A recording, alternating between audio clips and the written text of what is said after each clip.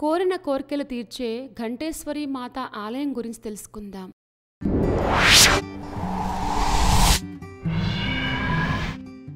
ఘంటేశ్వరి దేవాలయం.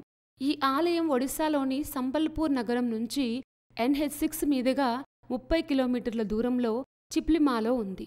ఈ ఆలయంలో ప్రధాన దేవత ఘంటేశ్వరి లేదా ఘంటసాల దేవత. ఒరియా పదం ఘంటి అంటే గంట అని అర్థం. అందుకే అమ్మవారికి ఈ పేరు వచ్చింది. ఈ ప్రదేశం మహానది ఒడ్డున ఉన్నందువల్ల ఇక్కడ ప్రకృతి రమణీయంగా ఉంటుంది. ఆలయ ప్రాంగణంలో ఎక్కడ చూసినా చాలా గంటలు కనిపిస్తాయి. ఈ గంటలను భక్తులు తమ కోరికలు నెరవేరిన తర్వాత లేదా దేవత ముందు కోరిక తీర్చడానికి అమ్మవారికి సమర్పిస్తారు. ఈ పుణ్యక్షేత్రానికి చేరుకోవడానికి ఇనుప వంతెన ద్వారా మాత్రమే మార్గం ఉంటుంది. ఈ మానవ నిర్మిత వంతెనపై నడవడం కూడా ఒక అనుభవం.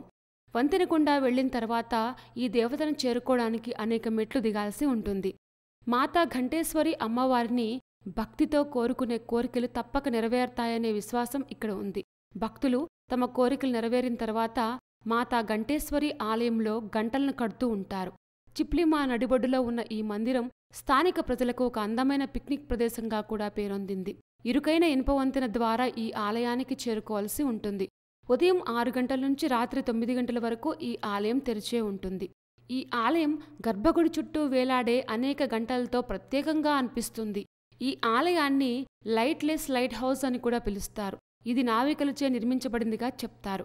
హిరాకుండ్ ఆనకట్ట నిర్మాణానికి ముందు ఈ ప్రదేశం నావికులకు అలారం జోనుగా పనిచేసింది. ఈ ఆలయం చుట్టూ ఉన్న ప్రాంతం 3 ప్రవాహాల సమ్మేళనం. పూర్వకాలంలో ఇక్కడ మహానది అనేక సుడులను కలిగి ఉండేది. ఈ కారణంగానే ఇందులో అనేక పడవలు మునిగిపోయాయి. కాబట్టి ఈ ప్రదేశానికి సమీపంలో ఉన్న ఏ నావికుడినైనా హెచ్చరించటానికి ఈ ఆలయంలోని గంటలను తీవ్రంగా మోగించేవారు. ఈ కారణంగానే ఈ ఆలయాన్ని కాంతిలేని లైట్ హౌస్ అని పిలిచేవారు. అయితే ఇక్కడికి సమీపంలో హీరాకుండ్ ఆనకట్ట నిర్మాణం తర్వాత ఈ ప్రదేశం సురక్షితంగా మారింది. ఈ ఆలయానికి సమీపంలో చిప్లిమా హైడ్రో పవర్ ప్లాంట్ కూడా ఉంది. ఈ ఆలయాన్ని ఏడాది పొడవునా పర్యాటకులు సందర్శిస్తారు. ఘంటేశ్వరి ఆలయం సంబల్పూర్ నుంచి నైరుతి దిశలో 33 కిలోమీటర్ల దూరంలో ఉంటుంది. కోరిన కోరికలు తీర్చే ఘంటేశ్వరి మాత ఆలయం చాలా ఇంట్రెస్టింగ్గా ఉంది కదూ. ఇలాంటి మరిన్ని విశేషాల కోసం మా ఛానల్ సబ్స్క్రైబ్ చేసుకోండి.